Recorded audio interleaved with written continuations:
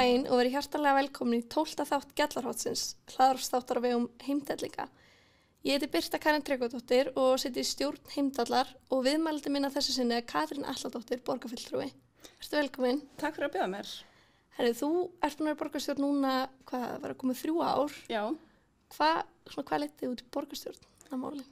Kannski ég byrja bara á því svona minni baksögu. Þá er ég gift tveggja-barna-móðir í Laugardalnum og ég er með BS í tölvunarfræði og master í hugbúnaðarverkfræði og var síðustu 9 árin næstu því áður en ég fór í borgarstjórn að vinna hjá CCP við að forrita EVE Online. Þar er maður náttúrulega bara að búa til samfélag þar sem að voru 300.000 manns að spila leikinn. Og þetta snerist náttúrulega bara það að gera leikinn skemmtilegri og lífið betra og auðveldara inn í leiknum. Eða þú veist svona allar aðgerðir sem þú ert að gera þannig að þær væru svona aðgengilegri og betri að því ég var að starfa við að búa til viðmótið í leiknum. Ég var búin að vera annars svolítið lengi og var kannski aðeins búin svona að missa ástriðuna fyrir leiknum og spilurunum. Þannig að ég var svona aðeins eitthvað lítið kringum mig og þá bauðst mér að vera á lista í borginni.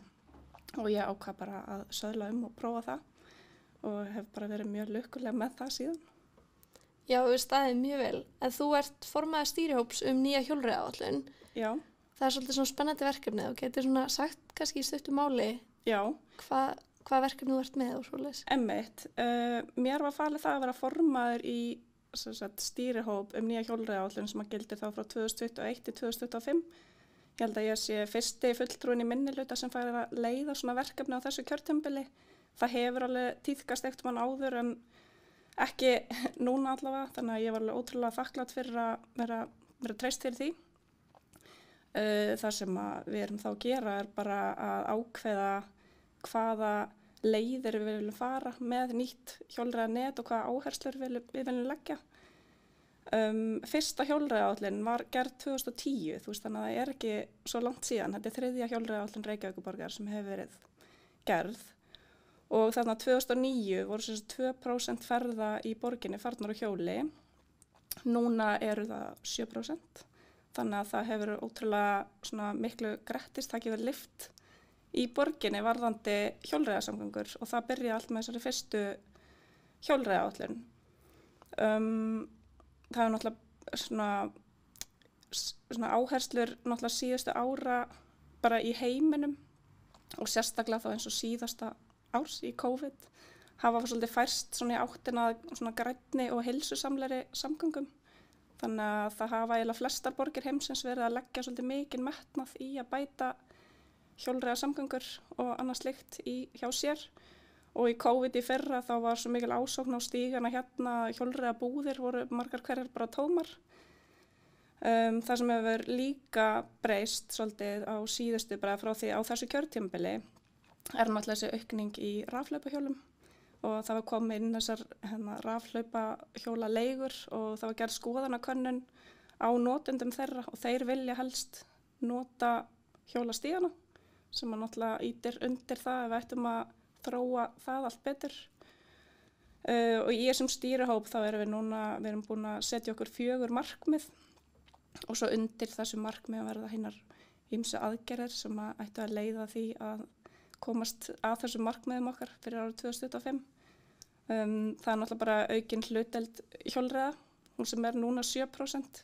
Þú veist þannig að þegar það er alltaf verið að tala að nú það bara eiga allir að hjóla, þá er það náttúrulega alls ekki rétt sko. Þú veist þannig að við munum kannski eitthvað starf setja það 10% eða norðan við það, við erum ekki alveg búin að ákveða hvert við ætlum að setja markmiðið. Sem að þýðir heldur ekki að 10. hver á að fara allra sinna ferða á hjólum. Heldur er gott ef að fólk geti valið einhverjar ferðir til að fara á hjóli. Þú veist, ég sjálf blanda ferðamátum alveg rosalega mikið í hjóla. Bæði mér finnst það ógeðslega skemmtilegt og mér finnst það svona gott svona kick inn í daginn að hjóla til vinnu. En þú veist, svo nota ég líka bíl og ég nota rafhlaupahjól og ég labba. Þú veist, þannig ég svona blanda þessu innan dagsins og mér finnst gott líka að hjóla til að fá aðeins hreyfingu inn í lífið, svona þegar maður hefur kannski tímabundin. Annað markmið er bara að bæta innviðina og gera hjólreiða meiri sýnilegri. Þannig að þegar þú ert með, það er alveg bara staðfest að ef þú bætir innviðina þá fjölgar notendunum og við sjáum það mjög augljóslega bæði út frá þessari aukningu frá fyrstu hjólreiðaáætluninni og svo líka eru gerðar talningar á hjólum við grunnskóla og fjöldi hjóla fylgist alveg að við það sem verið að bæta við hjólastæðum fyrir utan grunnskólana. Þú veist, það alveg mjög augljós tenging þar á milli. Og þegar þú ert með fleiri á hjólum og sérð fleira fólk hjólandi, þá ert kannski líklegri til að líta til þess að það geti verið ákjósanlegur samgöngumáti. Þriðja markmiðið bætt þjónusta, af því að kannanir sýna okkur að kannski fólk setur að fyrir sig að hjóla ef að það mikill snjór eða vond færð á stígunum. Þannig að við viljum gera þannig að það eru stígar sem eru svona í fyrsta forgangi. Það eru stígar sem að vera snjóleysir og ruddir fyrir klukkan 8 á morgnana, að fjölga þeim þannig að fleiri búi nálagt slíkum stíg.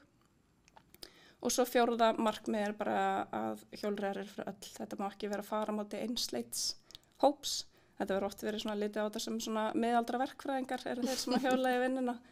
Og við viljum alltaf bara fjölga þeim og konur eru síður líklegar til að hjóla heldur en kallar til vinnu, þannig að við verðum ekkert að gera átak í því, fá konur til að hjóla og ég hugsa með fleiri svona bara aðskildum stígum og meira öryggi þá alveg líklegt að konur hjóli frekar. Svo líka gerð skoðanakönnun á höfuðborgarsvæðinu hversu margir myndu helst vilja hjóla til vinnu, fara á ákveðnum faramátum til vinnu og í þeirri skoðanakönnun, þetta var fólk sem 18 ára eldra, en hin samgöngukönnun, hún bara frá börnum 6 ára held ég, það sem eru 7% allra ferðar farin á hjóli. Þetta voru 18 ára eldri sem vilja fara á hjóli til vinnu 27%. Þannig að það eru útalega margir sem myndu helst vilja fara ferða sinna á hjóli, en í þessari könnun kom fram að 10% vinnandi fólks hjóla til vinnu, þannig að við þurfum að finna út úr af hverju þetta gap á milli og reyna að koma til móts við þennan hóp sem vill helst velja hjólið.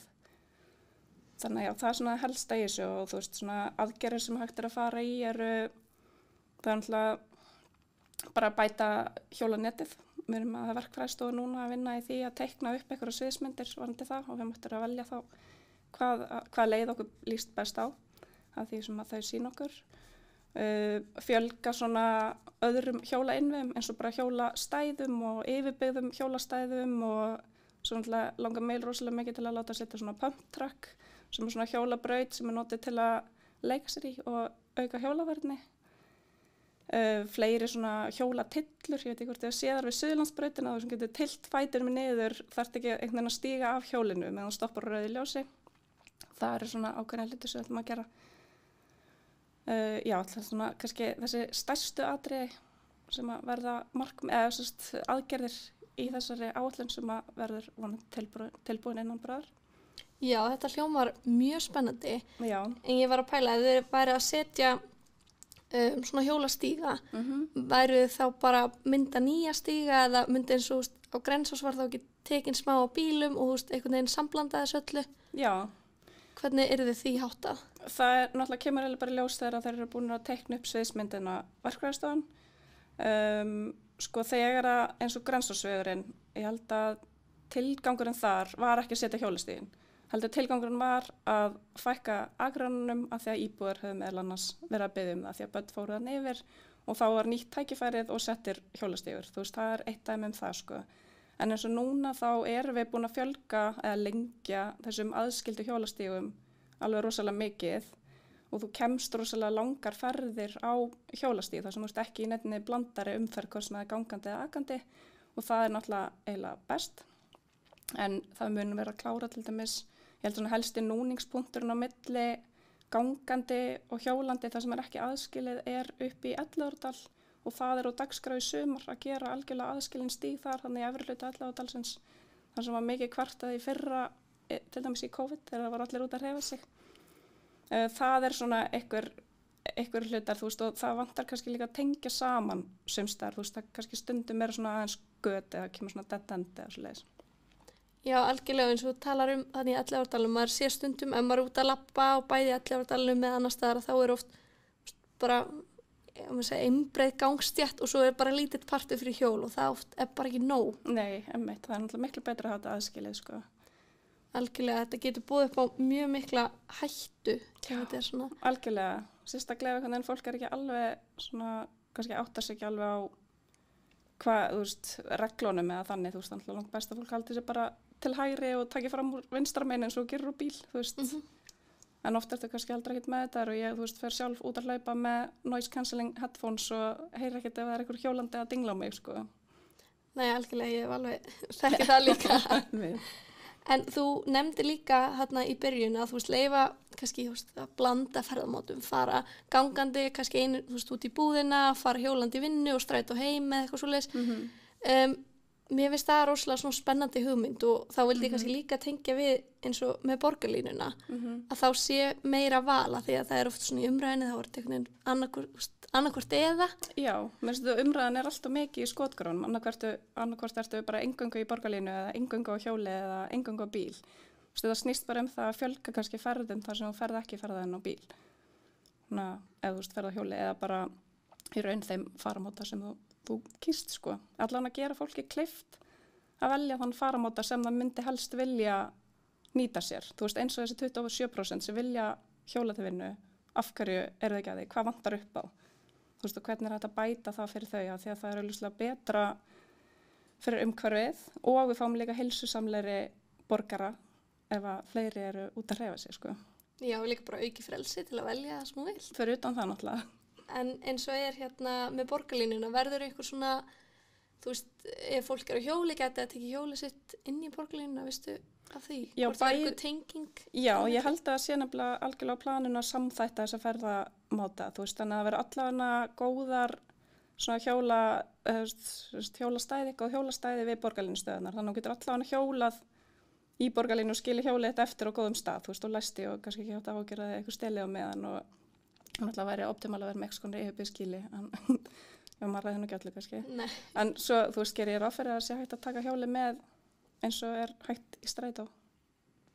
Já, algjörlega, það er algjör draumur. En fyrst þú svona að byrja að tala borgarlínuna, þá var samþykkt daginn, ekki frumdrög. Já, voru kynnt frumdrög að fyrsta áfanga borgarlínu. Já, og hvernig er svona ferlið þá eftir það? Já, svo fer þetta bara í framkvæmdir og mér skilst að fyrstu vagnarnir ætti að vera að byrja að aka 2025. Ok, það er spennandi. Það er mjög spennandi. Ég er fylgjandi borgarlínu og mér finnst hugmyndin mjög spennandi. Ég bjó sjálf í Kaupmannahöfn á mínum námsárum og fór þá allra minna að ferða með almenningssamgöngum aðala og eitthvað á hjóli. Ég bjó í Nörrebró sem bara inn í miðri Kaupen og var í skóla í Lyngby sem er í úthverfi og svo spilaði ég badminton með Humlebæk sem er ennþá lengra í burtu og allar helgar spilaði ég svona leiki með badmintonliðinu bara út alla Kaupmannahöfn, stór Kaupmannahöfn og fór allra minna að ferða annarkvort í strætó eða lest, þannig að ég er rosalega fylgjandi góðum almenningssamgöngum og það sem að borgarlínan mun gefa okkur er þessi styttri ferðatími heldur en strætóri gefa okkur og tíðari ferðir og uppbyttuð strætóskíli eða biðstöðar eða þannig. Þannig að ég er alveg ótrúlega spennt fyrir að sjá borgarlínu verða veruleika. Algjörlega líka svona þær helstu borgir sem við erum að bera okkur saman við eru með eitthvað svona sambarlegt kerfi, aukna tíðni hérna. Vagna og svoleiðis, þannig að þetta er mjög spennandi verkefni og svona þróun í rétta átt, finnst manni. Já, það var líka gaman að sjá fyrstu draugin og þegar ég veit að upphafi var hugmyndunum á borgarlínu er lest og það voru mjög margir sem héldu það lengi langt fram eftir öllu ferlinu en þessi frumdrög var kynnt daginn og þá var alveg ljóst að borgarlínu er bara einhvers konar vagn á gúmmíhjólum sem að mun þá væntanlega vera sjálfkerandi í framtíðinni eða hvernig sem keyrir í sérrými, er með góðar biðstöðar, miklu tíðni og svo meðfram öllum borgarlínugötunum í sérrýmunum verða líka hjólastígar þannig að ég er náttúrulega sérstaklega spennt fyrir því. En nú er þetta alveg svona frekar dýrt verkefni, hvernig svona sjáu ég það? Já, málega er náttúrulega maður treystir kannski ekki degi fyrir hot til að sjá þetta verkefni fyrir hönd Reykvíkinga þannig að það verður náttúrulega barátta að komast bara og vera í meirihluta á næsta kjörtímabili þannig að það sé okkar höndum bæði þá hér og í nágrannsveitarfélögunum eins og það er núna og náttúrulega á þinginu. Já, algjörlega. Mér sér það svona þessi nágrannarsveitarfélög hérna á höfuðborgarsvæðinu, þau eru mikið sjálfstæðismenn þar og allir fylgjandi borgarlínu, en þetta er svolítið skemmtilegt verkefni fyrir flokkinn að leiða og skrifa í rétta átt og Já, svo náttúrulega bara með samgöngusáttmálanum að það má ekki gleyma að hann snýst ekki eingöngu borgarlínu. Heldur þetta 120 milljarðar og 50 sem var í borgarlínu, en það fara 50 líka í stofnvegaframkvæmdir. Þannig að það eitthvað neginn, ég myndi ekki halda þetta væri eitthvað svona óska sáttmáli neins stjórnmálamann, skilurðu, en þetta sáttmáli, þannig að það eitthvað neginn allir að fá eitthvað fyrir sinn snúð. Svo fara þarna 10 milljarðar í betta hjólastíga og 10 milljarðar í betri ljósastýringu og eitthvað svona. Þannig að ég held að á endanum það verði þetta til bóta fyrir okkur öll. En hvernig það? Eitthvað svona rekstraráætlun sem að liggur fyrir núna eða hvernig fyrirkomulagi verður á vögnunum eða eitthvað svoleiðis? Nei, það liggur held ég ekki alveg fyrir ennþá, en það kannski líka fínt að bíða með að ákveða hvernig vagnarnir verða nákvæmlega þangað til að kemur að þeir fara á götunar, af því að það er mikil tækni framþróun í gangi varðandi allt þetta, en það búið ákveður verða allavega úr einhvern veginn vistvæn ferðamáti og svo held ég að það ekki búið að algjörlega ákveða hvernig reksturinn verður. En borgarlína á allan að vinna með strætó, þannig að þú tekur borgarlínu, þessa ása sem hún liggur og svo tekur þú strætó ef þú ert að fara lengra. Já, verður þá strætó ennþá inn í hverfunum og hitt svona borgarlína tenging á milli hverfa? Já, svona hraðari ásar. Já, og hvernig virkar það þá með strætó? Heldur hann bara sínu striki og það búið að breyta eitthvað núna leiðakerfinu til að svona fylgja eftir hvernig þetta mun verða, þannig að ég vona að sé að fá okkur góðar upplýsingar úr þeim breytingum og svona einhvern veginn læra af þeim og betrum bæta. Algjörlega, en eins og við nefndum á hann, þá þetta dýrt. Sjáum við fram á að þetta muni borga sig, það ekki það stór hluti fólk sem að nýta sér almenningssamgöngur. Þá finnst mann þetta miklu fjármuni sem fara í kannski lítinn part af fólki. Ég ger nú ekki ráð fyrir að almenningssamgöngur séu eitthvað konar gróðabatteri neins þar í heiminum, ekki heldur þar sem mikið notaðar, sko. En það er líka dýrt að búa til góðar samgöngur fyrir einkabílinn. Þannig að það þarf að vera mikið landrými og ef að bílum fjölgar eins og fólki, þá þarf líka að koma þeim fyrir eitthvað þar og það kostar líka pening og tekur mikið land sem að fer, til dæmis undir bílastæði sem væri þá frekar hægt að nýta í bara einhverjar byggingar eða eitthvað, svona ef við komum einhverju fólki í að vera kannski frekar á einum bíl heldur tveimur og nota þá borgarlínu eða hjól eða eitthvað í staðinn. Algjörlega, og var eitthvað, þetta kannski, ég fann að hugsa langt í tíman en eins og með sér afslætti fyrir skólafólk eða eitthvað svoleiðis stendur það, það oft námsfólk oft svona þeir sem nýta sér strætó og almenningssamgöngur hvað mest. Ég þekki bara ekki alveg hvernig hugmyndin það, sko. En við erum náttúrulega líka að tala mikið það að hverfin sjálf eigi bara sjálfbærari. Þannig að þú þurfir kannski ekki eins mikið að ferðast á milli hverfana, sko. Og við líka að tala mikið að skipulagshallinn, eða hvernig hann að vinnustaðnir eru miðsvæðis og fólki býr í úthverfunum, hvort það sé ekki hægt að jafna það eitthvað. Við viljum vonandi með tillögum að skipuleggja atvinnu lóðir í Keldnalandinu og annars slíkt. Já, mér finnst það mjög spennandi og líka ekki verið að tala Ártúni á að vera íbúðahverfi og það ekki. Já, og þar náttúrulega einhver fyrirtæki og það var kannski hægt að búa til eitthvað meira af vinnustöðum þar í tengslu við það. Já, algjörlega sem íbúi austurhluta Reykjavíkur, þá finnst mér það mjög spennandi. Já, get ég myndið með það. Þú talar fyrir svolítið síðan aukna forritunarkennslu í grunnskólum. Já. Og talaði að var tillaga eða ekki sem kom frá þér og var samþykkt. Já, ég lagði fram tillögu í borgarstjórn að auka forritunarkennslu barna. Þetta var nú bara þegar ég var svona held ég tiltölulega nýbyrjuð, var samþykkt á öllum flokkum, ég veit nú ekki nákvæmlega hver staðan á sem þá. En ég náttúrulega sjálf með bakgrunn í forritun og mér finnst þetta ógeðslega mikilvæg þekking og bara atriði til að kunna fyrir fólk inn í framtíðina bara með 4. iðnbyltinguna vofandi yfir og allt það, sko. Og náttúrulega, við erum ekki að tala endilega að kenna börnum að setja og kóða, skilurðu, bara einhvern veginn setja með eitthvað svartan skjá og skrifa eitthvað flókin kóða. Heldur, það sem talað þegar við erum að kenna börnum að forrita, það er að kenna svona forritanlega hugsun og það er að gera meira án þess að vera við tölvu. Og þú ert bara að kenna að greina vandamál, taka stór vandamál, brjóta niður í minni auðleysanlegri vandamál og leysa þannig stóra vandamálið. Það kennir líka mikið þrautseigju og þegar þú ert einhvern veginn að leysa litla verkefni þangað til að þú einhvern veginn nærð að klóra þig áfram sko, og það hefur nú svolítið vantað. Mér finnst líka mikilvægt að börn séu ekki bara neytendur á tækni. Þú veist, þau eru bara einhvern veginn á TikTok í símanum sínum með einhverjum leikjum, heldur að þau kunni líka búa eitthvað til. Og mér finnst það svona oft gleymast, eða svona fólk kannski áttar sig ekki á því að forritun er ótrúlega skapandi. Þú getur í raun bara búið til hvað sem þið dettur í hug með því að forrita það sko. Þannig að já, mér fannst mikilvægt að koma þessu betur inn í grunnskólana og ég held að þetta sé svona færni sem að myndi nýtast rosalega vel í framtíðinni, af því að þetta er svona í raun bara verið að kenna nýtt tungumál. Þú ert bara að kenna fólki eða börnum að skilja tækni og lesa tækni og skrifa tækni. Já, líka gott að byrja á þessu snemma því að margir munu vera að vinna eflaust við eitthvað svoleiðis í framtíðinni. Já, einmitt, maður sé líka alveg fullt af námskeiðum og alls konar sniði og einhverju skólar er að kenna börnum að forrita og ég held að þetta sé eitthvað svona sem að nýtist þér bara alla ævi í raun. Þú veist, eins og bara að kunna svona forritanlega hugsun, eins og ég var að segja áðan, þú veist, það bara nýtist þér í öllu þínu daglega lífi í raun. Algjörlega, og svo sá ég líka að einhver að tala hérna að kenna skattskýrslugerð í grunnskólum, það er líka mjög skemmtilegt. Einmitt, og en að fjármálalæsi. Já, það er líka.